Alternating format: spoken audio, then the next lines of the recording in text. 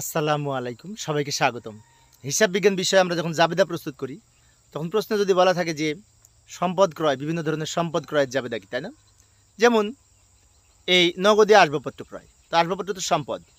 এক্ষেত্রে আসবাবপত্র বাড়ছে, নগদ টাকা কমছে, সেজন্য জাবেদা হবে আসবাবপত্র হিসাব ডেবিট, নগদান হিসাব ক্রেডিট।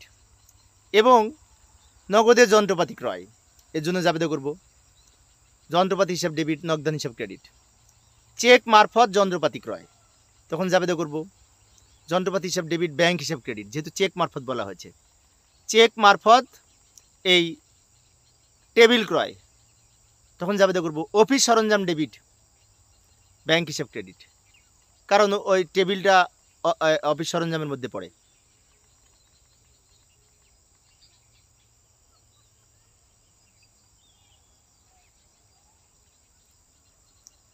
আবার অনেক সময় বলা থাকে টেবিল ও চেয়ার ক্রয়, এক্ষেত্রে কিন্তু টেবিল ও চেয়ারটা আসবাবপত্রের মধ্যে পড়ে, তাই আমরা জাবেদা করব আসবাবপত্র হিসাব ডেবিট, নগদান হিসাব ক্রেডিট। আবার যদি বলা থাকে মেশিন ক্রয় করে দাগ কাটা চেক প্রদান করা হলো, সেক্ষেত্রে জাবেদা করব যন্ত্রপাতি হিসাব ডেবিট, ব্যাংক হিসাব ক্রেডিট, যেহেতু ব্যাংকের মাধ্যমে কেনা হয়েছে। কম্পিউটার ক্রয়, এটার জন্য জাবেদা করব অফিস সরঞ্জাম ডেবিট, নগদান হিসাব ক্রেডিট।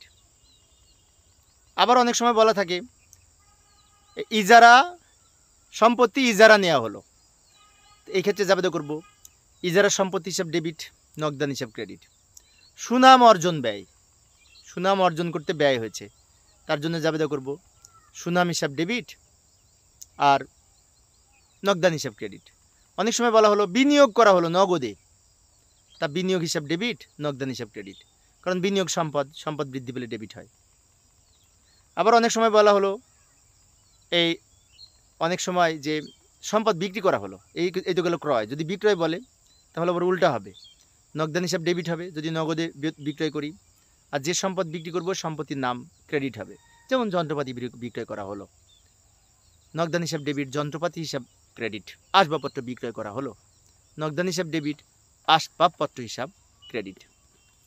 তো এইভাবে সম্পদ ক্রয় বিক্রয়ের জাবেদা হতে পারে।